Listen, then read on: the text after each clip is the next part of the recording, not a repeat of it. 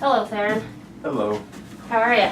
I am fabulous today. A little chalky, but pretty good. Chalky, we got some ashy knees going on. Ashy knees, but chalk from the gym mostly. Welcome back to the proverbial couch. It's actually a physio table. Yeah. RMT table. I've had a lot of interesting experiences on this table. I'm here with Theron White. He works out of Studio 55. But what is this clinic actually called? Integrated Health. Integrated Health. Strength coach, RMT. CrossFit coach, resident creep coach. Part-time shame-based motivator. Yep. Yeah. There's a lot of shade that gets thrown. What do you enjoy the most about being in an integrated environment like this? I feel like the biggest thing that I enjoy is just being able to talk to other people about anything that comes up, right? So you always have your one perspective about what things might be. Mm-hmm. Right, wrong, whether you're on a good path, bad path, sometimes it's, uncertain. So just being able to bounce ideas off of other people, the physio, the chiro, other trainers, in terms of kind of how to best help people. How did you decide that you wanted to pursue a career in the athletic realm? So you are an RMT, but you also do all these other things. What has motivated you, and what has made you kind of be on the path that you're on?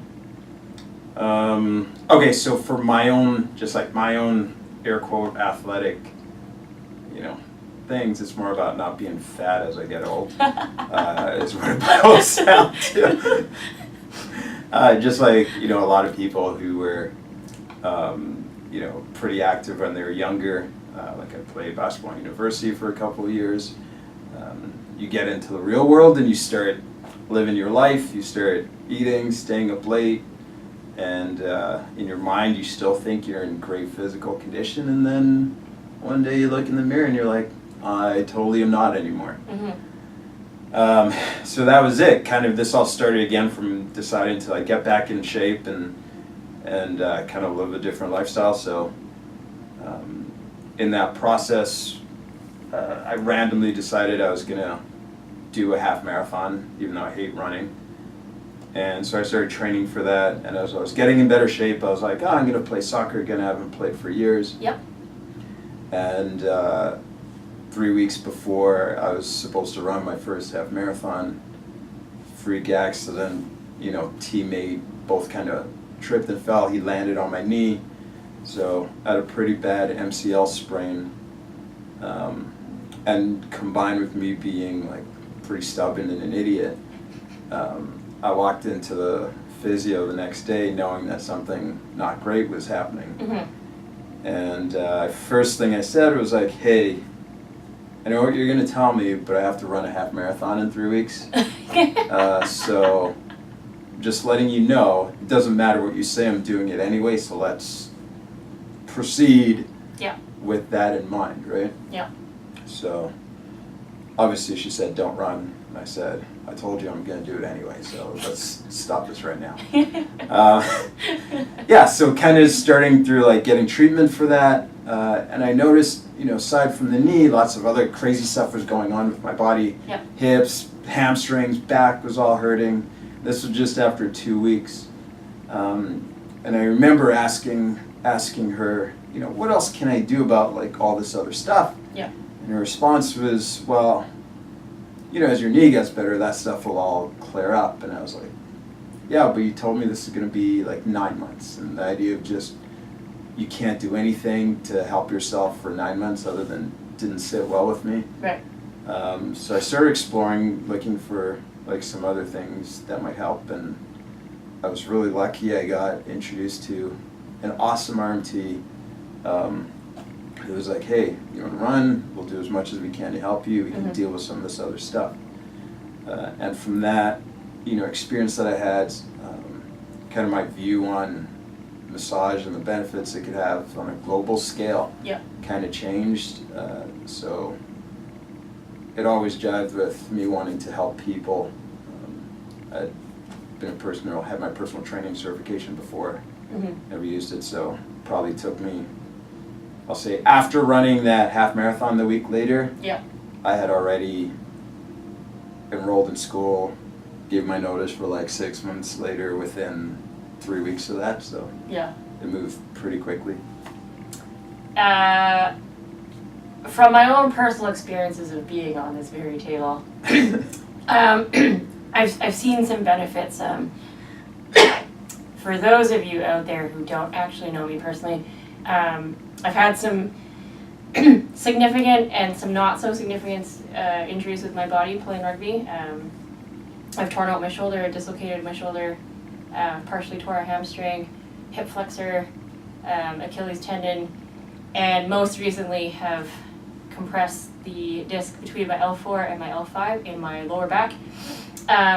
You've been really good in my injury management journey. It's been about a year and a half now.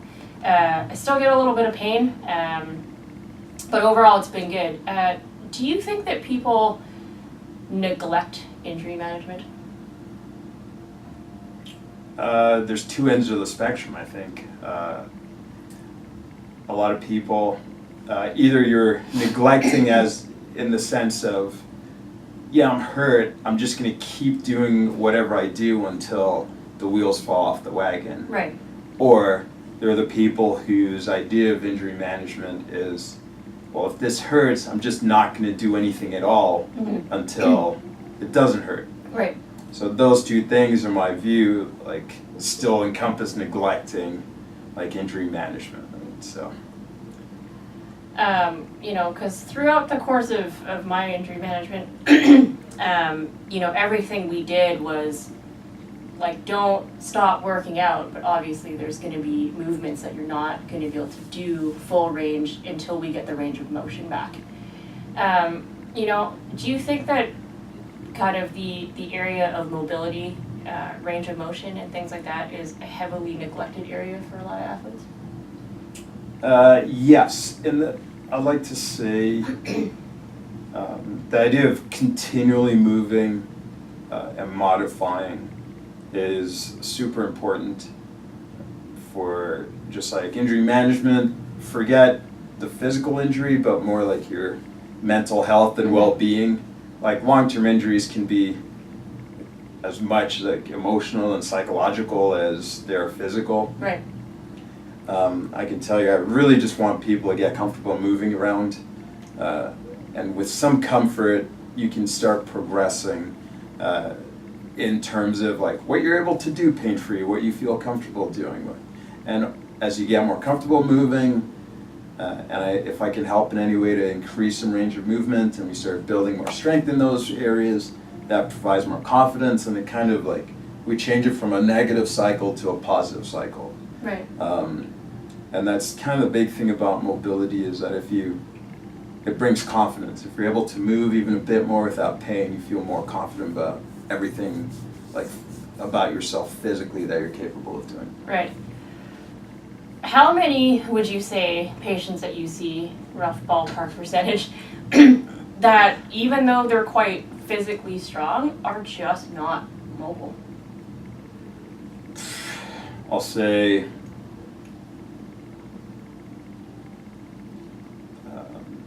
all of them, really, in different ways to different extents, but in my personal anecdotal experience, especially the athletes that I see, a lot of their injuries come from kind of areas where they aren't able to move well, so your body compensates to achieve whatever it is you want to do. It'll do it anyway, not necessarily in the best spot. Right.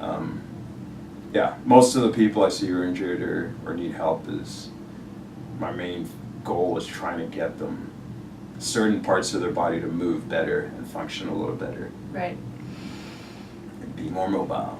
How important would it be for someone with very little athletic background? Like it's not something that comes naturally, and it's not something that they've kind of spent their lives like building towards, to work on both a mobility and kind of a movement aspect as well as a strength building foundational aspect? As important as it can possibly be for survival. We think about, I typically don't like to separate people into athletes, non-athletes. Yeah. Because moving's moving, right? So whether you're playing rugby and when you're 6 years old playing, you learn how to fall properly and get up and keep running. Similarly, a 65-year-old woman should know how to be able to, protect herself. Right. If she slips on a curb one day walking down the street. And I think a lot of people separate those two things, but all our goals are the same. It's just kind of the reference or the frame of reference that they're in and the context that they're in, right? A heavy shoulder to overhead is no different to me than, going on the airplane and putting your bag in the overhead compartment, right? Right. It's just the weight might look different, and it's probably more uncomfortable and awkward in an airplane, but it's kind of the same, right? And people forget that. They think that because they don't play sports, they're not athletic and they don't need athletic abilities or tools. Right. But they come in handy with, everyday things, right? Like helping your friend move apartments and holding, the end of a couch up a flight of stairs. Like, that's an athletic feat, but we don't think about it in those terms because the context is not in sports, right? So we're all athletes. And we all kind of need that strength, need the ability to move well, to be safe and and effective in everyday life. You have a daughter. How old is she now? 8 years old, just turned 8. One of the things that I'm starting to see as there's budget constraints and things like that in kind of the school curriculums. Some of the first things that get cut are arts programs and physical education. Is it bothersome to you as a parent to know that those are the types of things that actually get cut out of the regular curriculum? Tricky question. I have always thought, I've had this conversation with my wife before.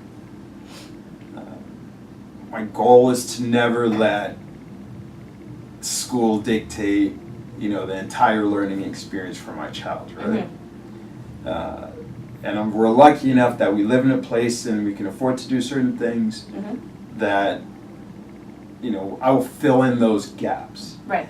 So for the general person with kids and, when you start cutting physical education, if you're not, being physically active isn't a main part of your life, yes, there's some, there's definitely some drawback to your kids, but I still don't believe whatever they do in elementary school, high school is really enough anyway to produce, long-term physical benefits for, adults, kids, from kids turning to adults as they go forth in life. Right. So I feel like no matter what they do in school, extracurricular things are probably more important than anything when they get there.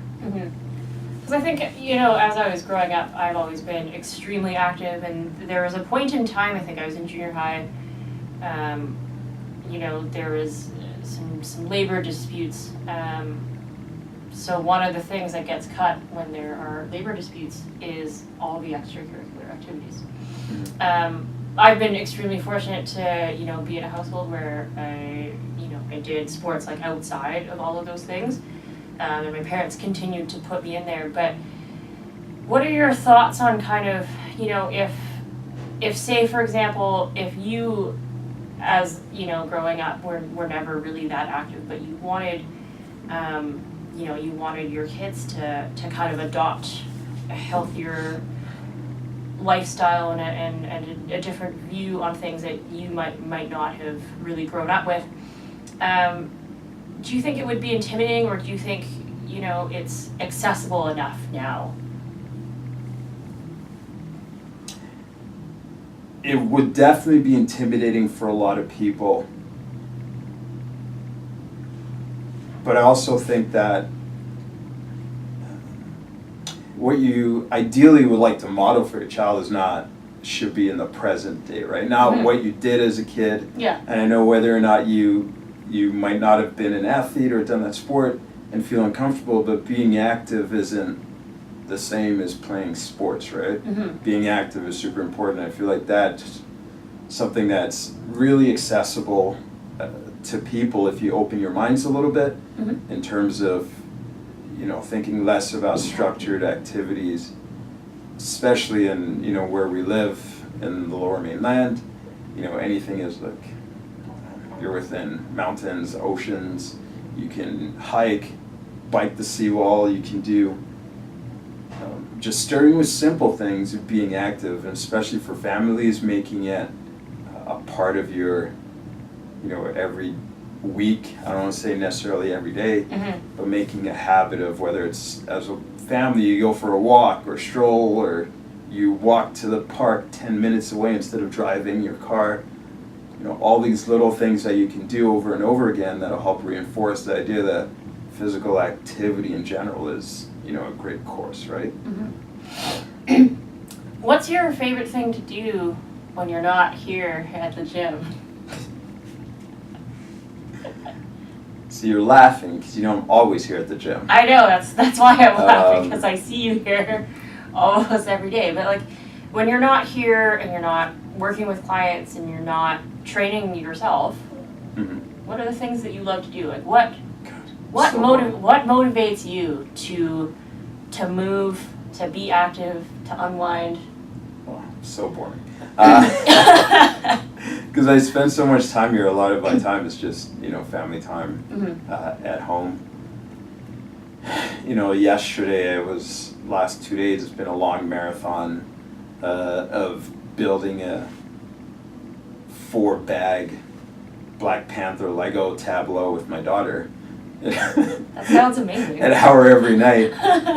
But yeah, just spending time with my family, trying to maintain that. As I say, even though I train a lot, do things, be as active as possible, definitely veg out a bit every evening after she goes to bed, but try to be as involved as I can. Mm-hmm. What I've noticed is there's a trend with people. People's lives are starting to get a lot busier. They're starting to get more involved. There's a lot more activities going on. How do you carve out, the time, and how do you prioritize it to say, like, I want to be able to maintain a certain kind of healthy lifestyle? I know that you work in the industry, so for those of us who work in it, it does make it a little bit easier. But how do you prioritize that? How do you stay motivated, other than just not wanting to get fat when you're older? But how do you kind of, stay motivated to do that? Kind of goes back to, a point that you talked about, people with their families and wanting, their kids to be more active, right? I honestly believe kids will model the repeated behaviors that they see. Mm-hmm. More for, like, yeah, I don't want to get fat, but the reality is, the more I move, the more things I do actively, the more things people do actively. Mm-hmm. Kids want to spend time with, their parents, and for a lot of people, that's a great way to connect with their kids, right? Whether Mm-hmm. it's your, walking, and, my daughter was just at a track meet for like grade 2s, which is great. And, we do stuff, but there's another family there, this little kid, she's so short, legs move like a cartoon, awesome. But, I see her and her mom, who like to live in, a block or two away in another building. But I, routinely see her mom, like, who takes her to school every day. Mm-hmm. And she has like her running backpack on, and she drops her off in the morning, and then she runs away, literally, right? She's getting her activity in, right? Yeah. I've seen her and her daughter running on the seawall in the morning. She's 7 years old. Mm-hmm. It might be a short run. And we go to this track meet in East Van, and her mom's there, and her dad shows up, just after it starts. But he rode his bicycle there. Right. Right? So that's the environment that she has. Like, her dad doesn't, he's not a guy who seems like I would consider, if I didn't see him on his bicycle, I would consider to be like excessively fit or strong. But that's something he does, made that choice to do regularly. Right. And, like, yes, they're going to have an athletic kid, regardless of whether or not, what her abilities might top out at, because that's all she sees, right? Mm-hmm. So, it is possible to do, whether it's finding 5 minutes a day to do sit-ups, push-ups, anything. Right. Anything. And there's more time in the day than people would like to admit sometimes. Is the struggle ever real for you when you don't want to train, and on the days that you just don't want to train, how do you get the gusto up to actually go downstairs and lift some weight? Oh, struggle is real more times than I would like it to be. And I know it's a lot easier for me because I'm here. And in general, one of the common saying, the hardest thing is just showing up, right? Yeah. I'm here anyway, so I gotta spend a lot of time just not doing much. And for me, some days might just be, I will literally just jog back and forth on the turf Yeah. at a super slow pace for 20 minutes. Because I'm like, that's all I feel like I'm physically capable of doing today. And usually at the end of that, I feel a bit better. I can do a bit more. But I focus less on like how much I do than just doing something. Right. Yeah, it doesn't matter if all I'm doing is stretching today. Like, to me, in my mind, I'm like, this is useful, that's a workout, I'm happy Right. if I do it. Not that I think that there's any more right or wrong kind Probably is, though. of way of looking at things, but do you think that we're going to be more successful if we are only goal-oriented or if we are only process-oriented? Love it. Love that question. Straight process. Straight process. In my previous life, working in some management courses that I did, I remember one course which is all about, it's impossible to coach results. Right. The only thing in your control is the process and what you do over and over again. The end result of that is just meh. Stuff happens, right? Mm-hmm. So process is way better to focus on than results for the general person. Right. Not talking professional athletes or getting paid or whatever else. Right. But for 99.9% of us, just like sticking to something and being consistent is way more important than what the end result is.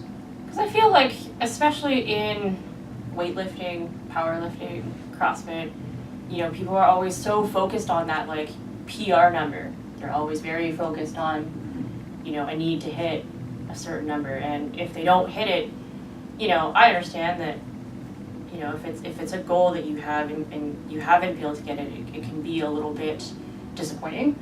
But I don't necessarily believe that should be the hyper focus of what we're doing. When I injured my back, I could barely tie my own shoes. The goal for me was, I need to be able to move well enough that I can put on my own pants in the morning and I can put my own shoes on relatively pain-free, and by myself. And by yourself. Without having anyone helping me. It's a terrible reason to get a roommate. I don't have a roommate. I've never had one in quite a while of my adult life, but I would pick specific footwear to wear because I'm like, I don't need to tie those. I can literally just slip them on, and it's the most effortless. Not the most fashionable, but it's the most effortless. It's the most effortless. It's just not going to hurt my back. And I remember, going through strength sequences. I'm like, I used to be able to squat like 195, and now squatting a bar that has nothing on it hurts so bad. And it's really discouraging. It can be discouraging, I should say, you know, when you've been at a certain performance level to not be at that anymore. Is there any advice that you'd be able to give for people who are maybe not as aware about what their own body's capabilities are in that injury management process, in that kind of foundational process, of how to just not get discouraged when they get a setback like that?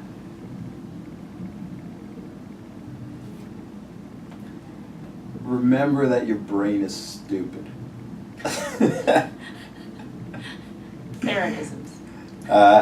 So that example you gave, right, of thinking, man, I used to be able to squat 195. If I asked you, you know, how long did it take you to get to 195? You'll say years and years of training. I mean, the first time, yeah. Right? So if it took you years and years to get there, the idea that, yes, you have an injury, but you need to get back to that, like within a week, 2 weeks, a month, is really just, you know, a trick, right? We all want to feel better, all want to feel great. Letting go of that ego of the this is what I used to do is like paramount. And that gets back to process versus results, right? And when you see positive changes, whether that's pain, whether it's, you know, yeah, you're squatting a 45-pound bar and it hurts. The day that you squat the 45-pound bar with no pain should be rejoice day, because now I can add 2 5-pound plates on it and move up to 55, right? Yeah. And if I go all the way back to the beginning about psychological, emotional things, it's about knowing that you will get back there. Like, you will get back there. And the process, typically, if it's outlined from like a physio, RMT, your coaches, whoever, is designed to get you back there. And there's no set timeline. Right. Right? Like, yes, we think it should take 6 weeks, but that's not. We're all guessing. We hope it does. In the past, it is shown to be. But you're different, right? But if you just like hold on to that idea of progress is good. Yeah. Enjoy the wins, no matter how small they are, and be grateful for them. Like, your attitude and your motivation to keep going will continue to go up. And, you know, if you think of, like, there's 2 people, right? Yeah, I squatted 45 pounds with no pain. I can go to 55. Like, yeah, it didn't hurt, but like, man, I still used to squat 195. Those are 2 separate things, right? And that changes how, like, you attack that 55-pound bar next week. Right. So I don't, you know, might not seem as super chipper and like rah every day, but in my mind, that's kind of what I think always. It's just celebrate every single win, no matter how small, is the only advice I can give for, you know, progressing from injury. You just have to. I mean, I was so happy when I could tie my own shoes. Little things. It was the best, because I'm just like, you know, we can start to move back to things that are like not just functional and the easiest things, you know, to put on, and, you know, and things that used to be an impingement, you know, that consistent kind of like hard work. Consistency, I feel like, is really key. It's paramount. It's being able to do things, you know, relatively scheduled, and having your body kind of, you know, be used to doing that in kind of a scheduled fashion. You know, it definitely helped me out a lot, and, you know, so you can celebrate those wins and kind of, you know, be in a more positive mental space to say, oh, like, you know, I'm not where I was, but it's like, hey, like, I can squat this now and it does not hurt. And it's great. I like your tie your shoes. I try to give people those small goals, because athletes are, if you want to use people who want to get back to something specific in general, Right. we're so hard on ourselves. And, you know, as you say, yeah, I used to be able to squat 195, but your back hurts so much you can't tie your shoes, like sitting on the toilet's a problem. And a lot of the times I say, why don't we focus on, you know, something, right? If you think, man, I'll never get back to 195. Yeah. To me, that's basically saying, man, I'll never get back to tying my shoes again. Yeah. And if you can tie your shoes eventually, then 195 is back in the realm of possibility, right? Absolutely.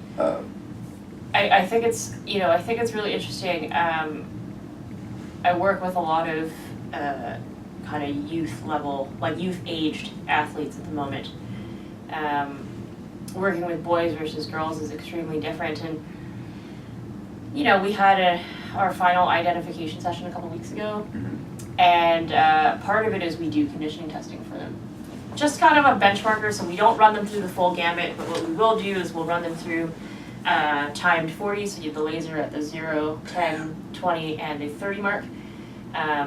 You know, you kind of want to see what their pacing is like in a straight line, and then we'll run for, you know, not for kind of senior level or elite level athletes, but there's a whole host of anaerobic and aerobic conditioning tests you can run. So we choose to do the 300.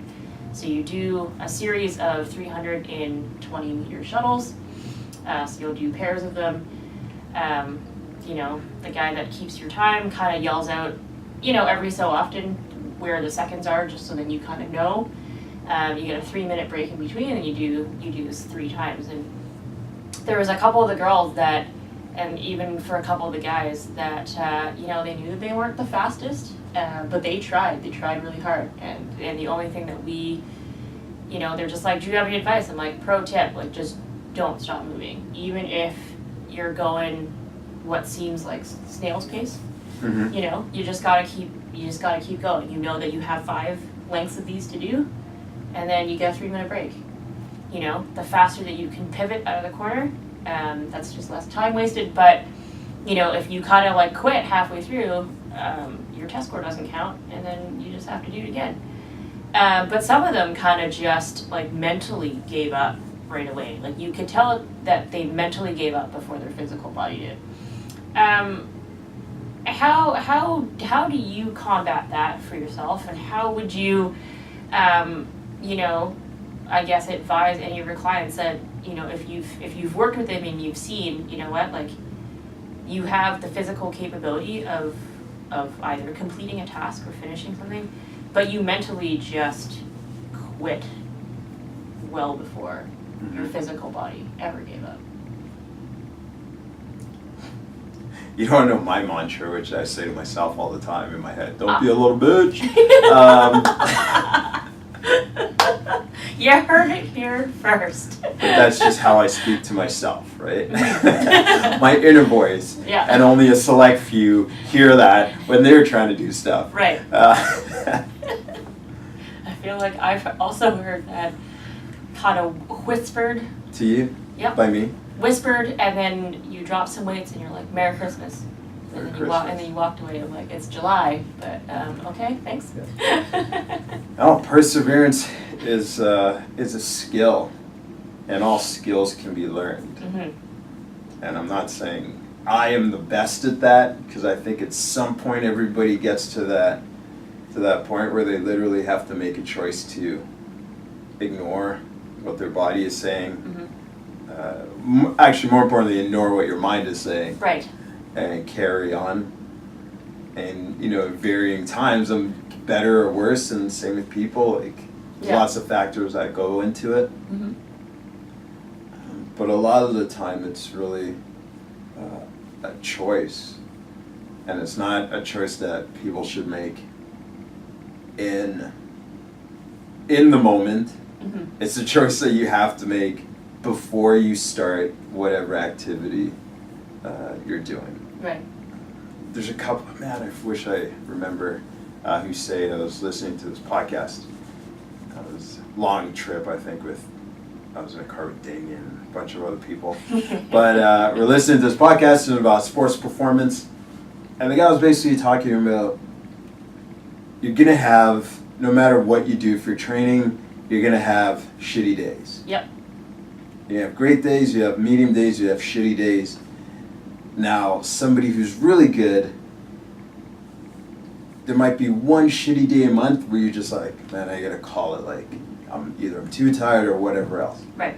But most of those days where you feel shitty, you're not really that bad. Right. And he was talking about, you have to make the decision to like thrive in every workout beside survive every workout. And that's a different mindset shift, just getting your head prepared before you know what you're gonna do. I love research and studies. There's another cool one about like endurance runners. And the difference between like elite runners, like super elite, Yep. and average and not so good, even people with similar like capacities. It's basically the really great people are capable to say, this hurts and I don't care, I'm just gonna continue. Like they make that decision over and over again to like go into the pain cave and stay there. Yep. Until whatever they're doing is done. So it's a learned skill, but I suck at it mostly. Me too. I had one final thought here. I remember snatching for me has always been probably the worst Olympic lift I have. Part of it is accurate. Part of it is it impinges on my rotator cuff. Yeah. So before, what it would do is when I brought the bar up, one shoulder would actually shoot back further than the other one. Part of that's because all the ligaments around there are they're just a lot looser than the other side. So I really have to, mentally think about locking that in. Yeah. Otherwise, it just kind of like rolls back and it just does whatever it wants. Part of it is just that sheer force on my hip. It just hurts my pec. But I do remember this one time you kind of came over and I had put more weight on the bar. I had gotten up to like an 85 snatch, and I've never gone up that high. But I made it to like chest height. Like I almost got it there, and then the bar dropped, and you're just like, you just gotta commit. And you just like looked me dead in the face, and you're like, you've commitment issues. You have to commit.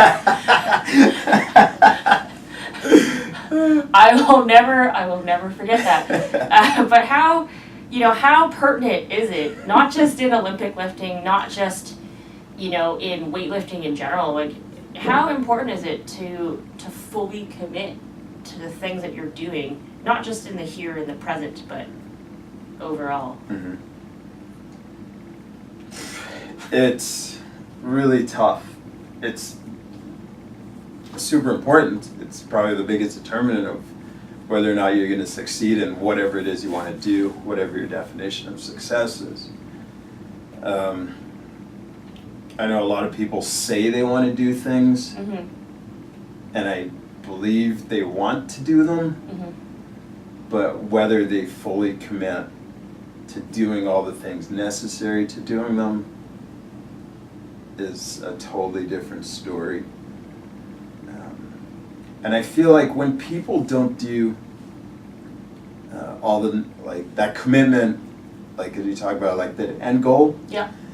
When you don't commit to the process and you still focus on the end goal, in the back of your mind, I feel like there's a little voice that's like, I'm not really prepared for this. Right. Or I'm not ready for this. And as long as that little voice is there, you'll never be able to achieve what you think you deserve or should be able to do. Right. Right? So you're a good example right now in you're like, muscle up quest.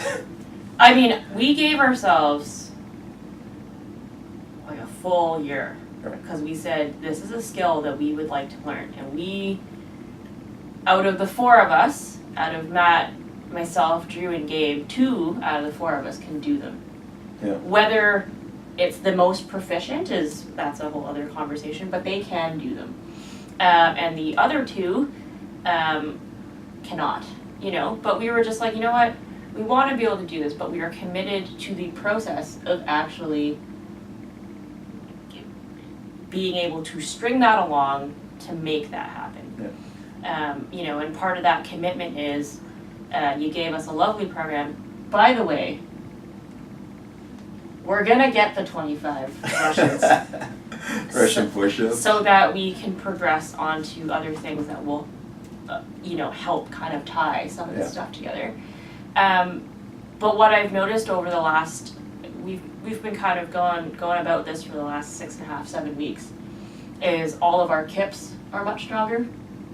The tricep strength and lat strength is noticeable because we're just not fatiguing as quickly on other things.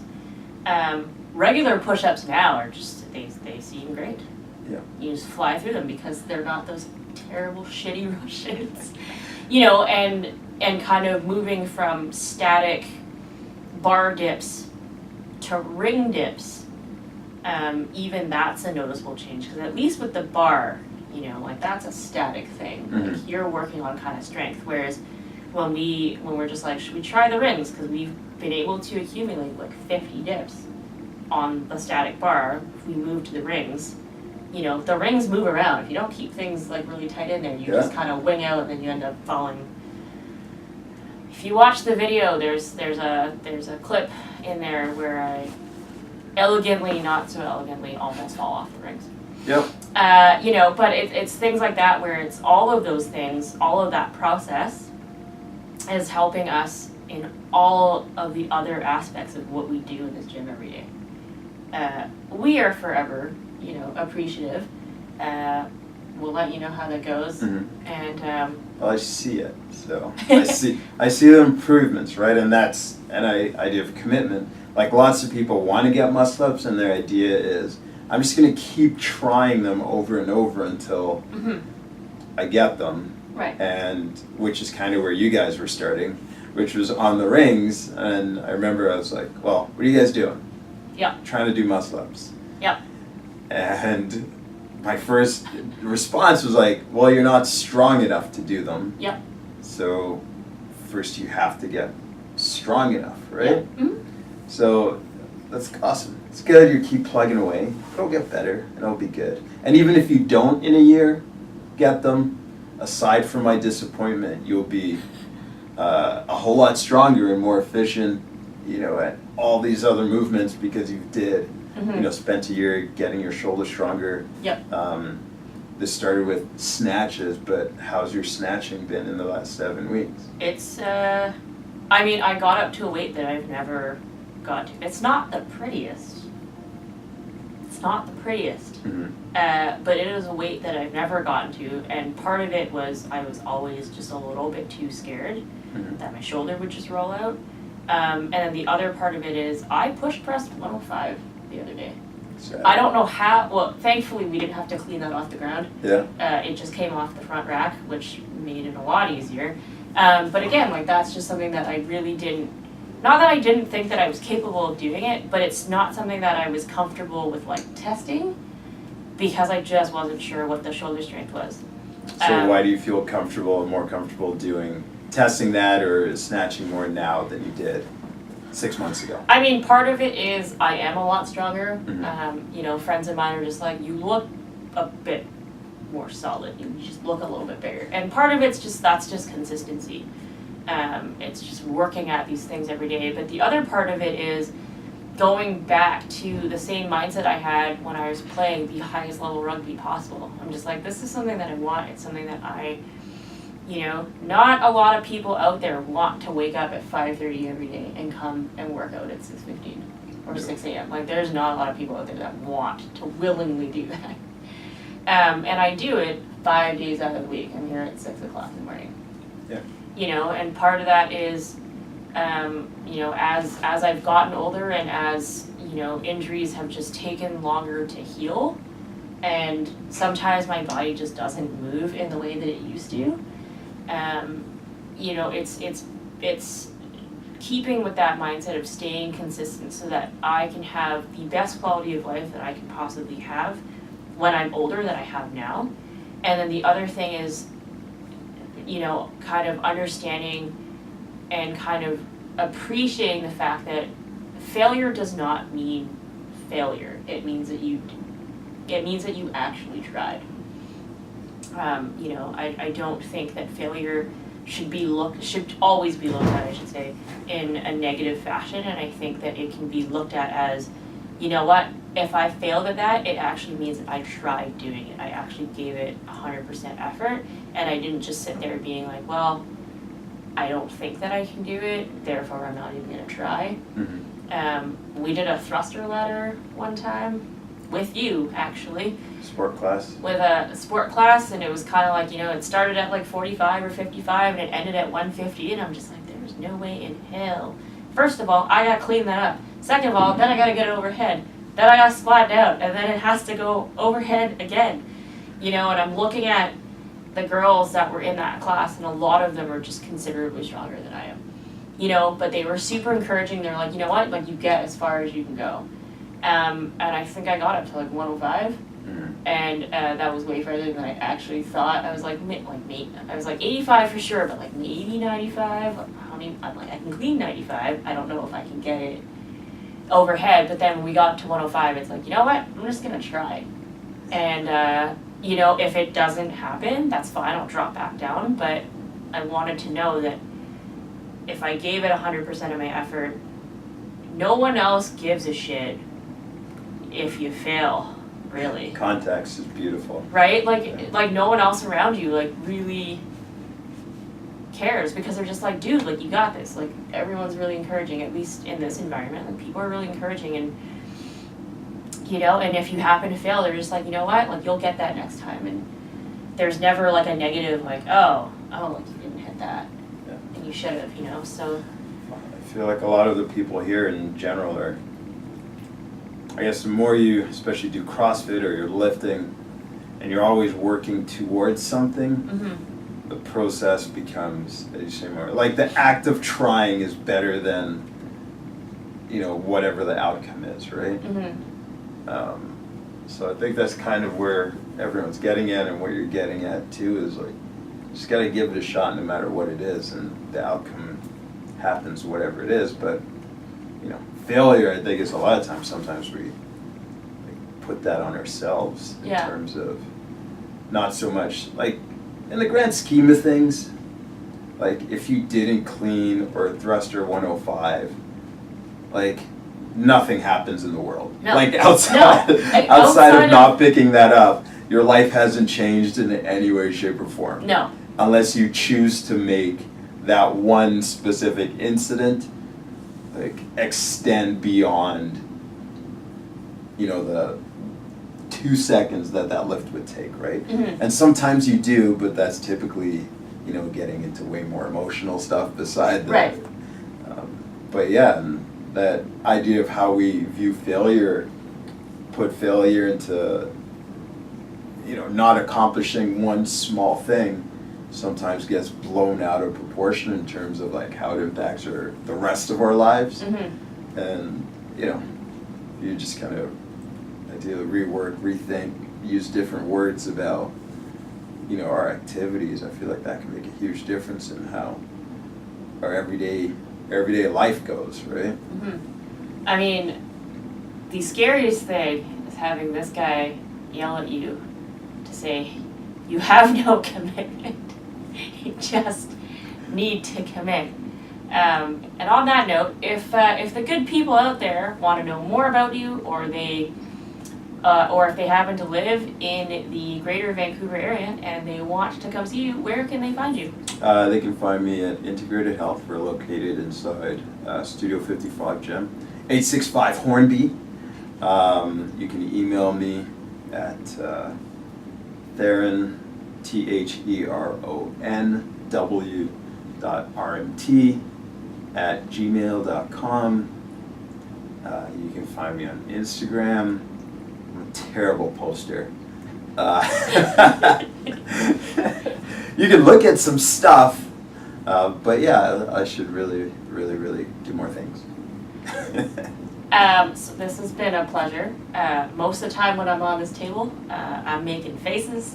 Still laughing though. I'm generally still laughing, but the faces that gets made in here, I'm sure if you ever did like a stop motion, you know, slow montage of all of the clients that have ever come through here, it would be the most hilarious thing you'd ever watch. That would be so good. It'd be so good.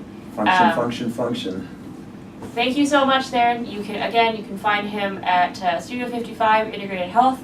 You can email him theronw.rmt@gmail.com. You can also find him on Instagram at Theron DW. Yeah, until next time. Hopefully we'll be back. All right, peace out. Bye. Oh, my butt.